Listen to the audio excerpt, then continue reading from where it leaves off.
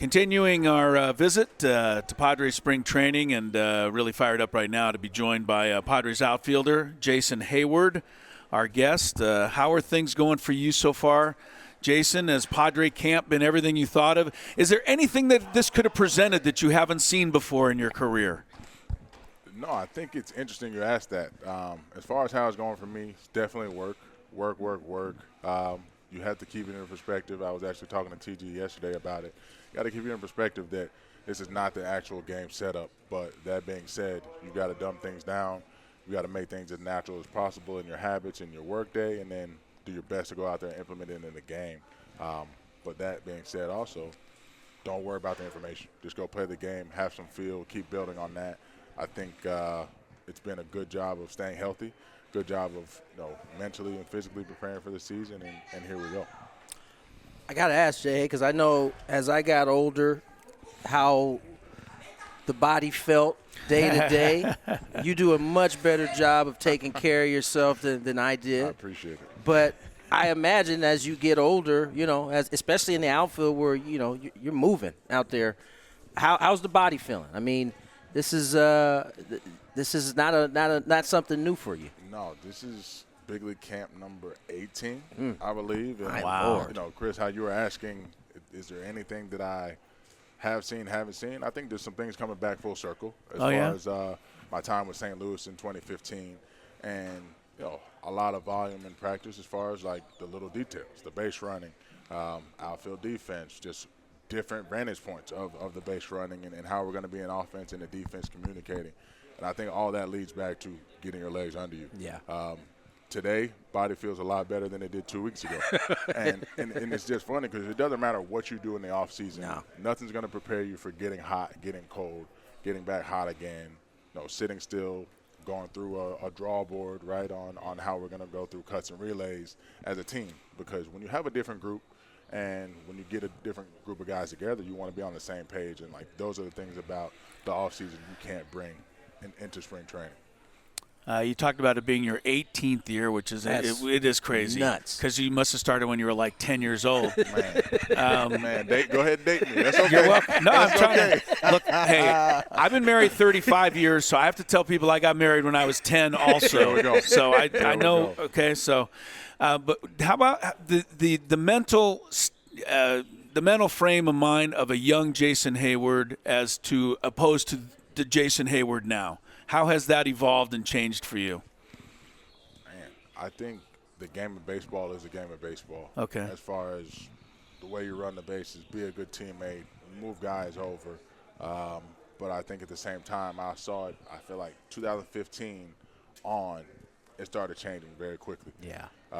I feel like it's kind of getting there again where they want to go back to some of the old school things. I was just going to ask you about this. They want to go back to some of the old school things, but they're also saying our terminologies are going to be very heavily analytics. And I think when you talk about my mindset, it's trust the things that you know, trust the way you learn the game, to run the bases, get a lead, knowing where your infielders and outfielders need to be on the field, being a good teammate, practice winning habits, and then the rest will take care of itself. The percentages and all those things will take care of itself.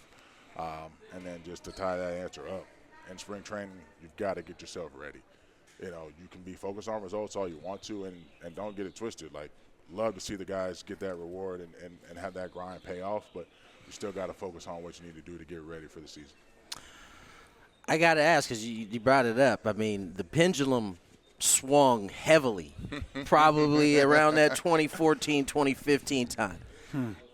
And as quickly as it swung, it's not swinging back as fast. It's a kind of a gradual swing back. You kind of came in when the idea was, I guess, old school. You've seen it go to new school. You're seeing it kind of swing back. Just your thoughts on the game's evolution, but not changing all that much. You know what I'm saying? Yeah, I'm with you. I think it's an awesome time in the game. Kids, fans getting a little bit more access to the players, being able to see the guys like Tati, Manny, Darvish, someone that's bringing in viewership from other countries, his sustainability in his career. I just think it's awesome. Like the way we have now interleague every year. Obviously, you play everyone every year. Those are different changes where you play teams in Division 2-2. Right, Now instead right. of 3-3. Like, those are the different things I think are cool, but also tough. Yeah. Because you don't see as many pitchers as often as you would before, and you got to be able to freestyle a little bit better. But I think all in all, the game is doing a great job of keeping itself relevant, continuing to grow. It's tougher now to make it though. Yeah, I feel it like definitely. if you're going to be an amateur and you want to tell your kids, and your kids tell you they want to play, you've got to get them out there earlier. I think it's getting compared a lot to soccer now. Like, academy is the way, and if you want to make it, keep hanging in there, keep grinding, because there's a lot of competition.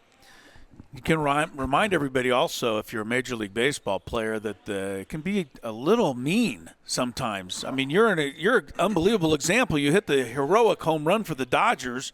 2 days later, you're pretty much on your way to Houston. I mean, you don't know what's going to happen in this. How do you mentally even get through something like that? It's about who's around you. Okay. Fortunately, I had family and my wife, my kids, but then just good baseball people. Having some familiar faces in Houston.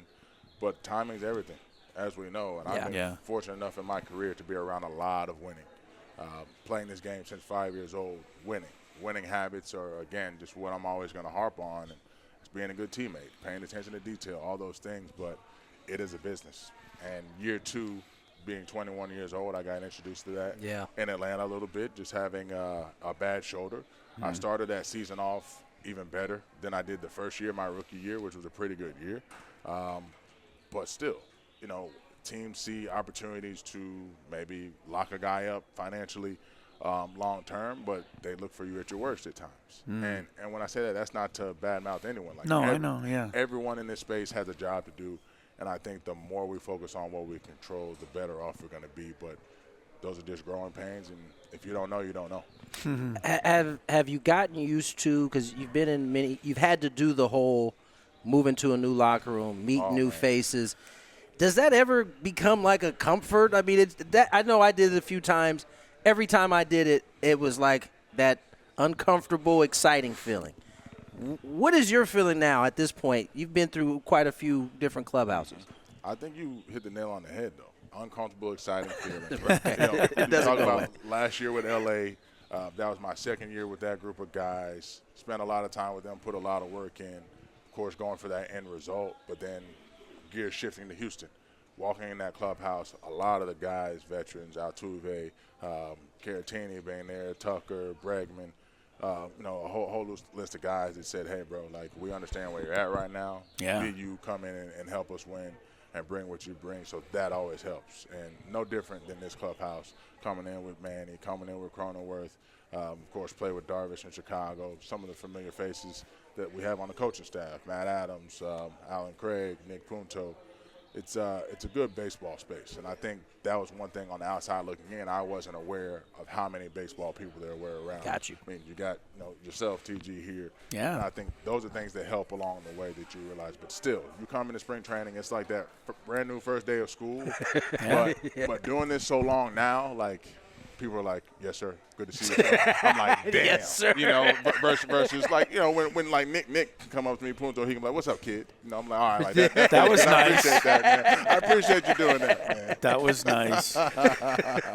Hey, we appreciate you doing this. Last real quick question for me. What kind of goals have you set for yourself for this season, or are you a goal-oriented player like that? I appreciate that question. I'm goal-oriented, but the main goal is be healthy. Okay. I understand I'm always going to work. I've always loved practice. We talk about how this game can be mean. Failure is the name of it and how we handle that. Yep. Those are things I understand, but I know I'm going to figure it out no matter what I'm going through. There's stretches, there's peaks, valleys.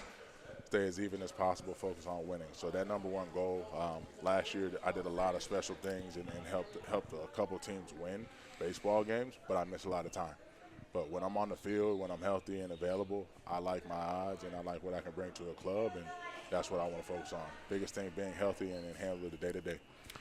Jason Heyward, he has taken over, in my opinion, as like the mayor of all of baseball. Like I don't know too many people. Curtis Granderson had that label for the longest time. I think now that he's done, you've kind of slid into that spot. I literally, much in the same way as CeCe. Like, I don't know that I've met anybody that's ever had a bad word to say about you, and it's always the same thing. One of the best teammates you can ever have. I mean, I think, for those of us who've played, that's one of the ultimate honors you can have. Absolutely. From your peers. Absolutely. I appreciate that, TG. And that's, that's not easy to come by. No. Because of having to handle failure, because of, going through it, because of other people handling failure. I think just doing the best I can to bring what I bring, be the best version of myself, but then after that, immediately just understand how hard this game is. Yeah. Being 20 years old as a rookie, someone like Jackson, I understand his perspective. Someone like Manny, I understand his perspective. Bogey, understanding his perspective. Getting a big payday, coming to a brand new franchise. Tati, same thing. These guys are at different levels of it, and because there's so much more notoriety now, the game is brought closer to the fans that we talked about. But I had a lot of guys, veterans, help me out, guys with different perspectives, and I just want to bring that to the game. But it's a fun time in the game. The young kids are taking good care of it, and I love to see where they're going with it. Love the perspective. I know we're finishing up, but I got to tell you this story that you would have no idea existed. Oh, please. But please. Our program director, Adam Klug is his name. You might meet him during the season, but he is from Atlanta. Okay. And he is a lifelong Brave fan. Yes, he is. And he had tickets to your first game as a Brave. And he wanted to get there to see your first at bat. Wow. He knew it was going to be special. He knew something was going to happen. His wife was lagging, and they ended up leaving the house late and got caught up in traffic. To this day, he complains about the fact that he missed your home run and your first at bat. So I don't know what you can do with that story, but I just thought you'd want to know it. Really quickly, as quick as I can, I got to give you something back. First off, as a married man, respect to him for going out on a limb and telling everybody that's why he was late. I know. Because I don't know if I would be. I don't know if I would come back home after a lot of people know that. I know. For one, but Freddie Freed actually had a very similar story to that, minus any significant other situation. But he started the year in AAA that year. We came up every step of the way, but 2010, Gwinnett season hadn't started yet, but we were staying in the same townhouse, right across from where Truist is now, actually. And he was going to come downtown to the game, and he was like, "Hey, can you guys please just let me in the media parking lot? Just help me get somewhere, because around Turner Field parking's not easy. Yeah, it wasn't easy at all. Opening day, all that." And they're like, "Nah, what do you mean, bro? You're a freaking rook. You're in AAA." He's like, "But seriously, man, I just want to see that back." He's like, "I'll leave, whatever it is. Just let me in." Nope. I said no. So this dude's on the way back to the house trying to make it. He walks in the door, goes to sit on the couch, home run. Sees me around in the bases, and he throws his phone, breaks his phone. He's like, unbelievable. He's like, I was there, I was here, I missed all of it. So I can relate on having that story, but it's awesome to hear stories like that. I was going to say, is the question, did you really hit that home run? Because everybody seemed like they missed it. Oh, I saw it. You saw it. I Okay. definitely saw it. That's legit. All right. Hey, Jay, Jason, appreciate thanks so your time, much. man. Absolutely. Thank you. Thanks, guys.